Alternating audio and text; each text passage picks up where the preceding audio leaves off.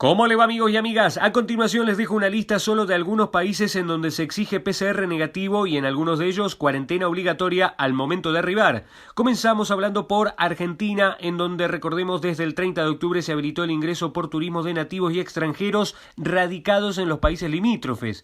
Los viajeros deben presentar una declaración jurada electrónica, un test PCR, es decir, un hisopado con resultado negativo y un seguro médico COVID. Se pide una cuarentena de 14 días y es obligatoria. Pasamos a Bolivia porque todos los viajeros de este país deben presentar una prueba de COVID-19 realizada hasta 7 días antes de su llegada. No se pide cuarentena, pero aquellos que no cuenten con el certificado médico no podrán ingresar independientemente de su nacionalidad o residencia. En Chile permite solo el ingreso de extranjeros residentes y personas que tengan un permiso especial para viajar, como un contrato laboral, por ejemplo.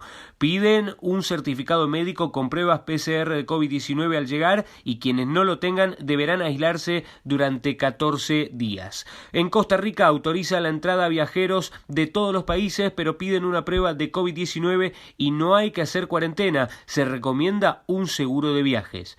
En Ecuador, todos los viajeros deben presentar una prueba de COVID-19 realizada máximo 10 días antes de su ingreso. Si no tienen un certificado, deben cumplir una cuarentena de 10 días en Ecuador. Pasamos a Paraguay, en donde permite el ingreso de viajeros de todos los países. Los que permanezcan por menos de 7 días deben tener una prueba de test PCR COVID-19 cuyo resultado debe ser negativo con 72 horas previo a su ingreso. En Perú, todos los viajeros deben presentar una prueba de COVID-19 realizada hasta 72 horas antes de su llegada. Los que no presenten síntomas al arribo no cumplirán con una cuarentena. En República Dominicana cualquiera puede entrar bajo las reglas regulares de entrada de visados. Realizan pruebas de COVID-19 al azar en la llegada de viajeros con testeos de saliva y no piden cuarentena en República Dominicana. Pasamos a Uruguay, donde se permite el ingreso solo a ciudadanos uruguayos y extranjeros con residencia o un contrato laboral especial. Se pide una prueba PCR de COVID-19 en la llegada y una cuarentena de 7 días y luego una segunda prueba PCR COVID-19. Concluye con el aislamiento si el resultado del testeo es negativo.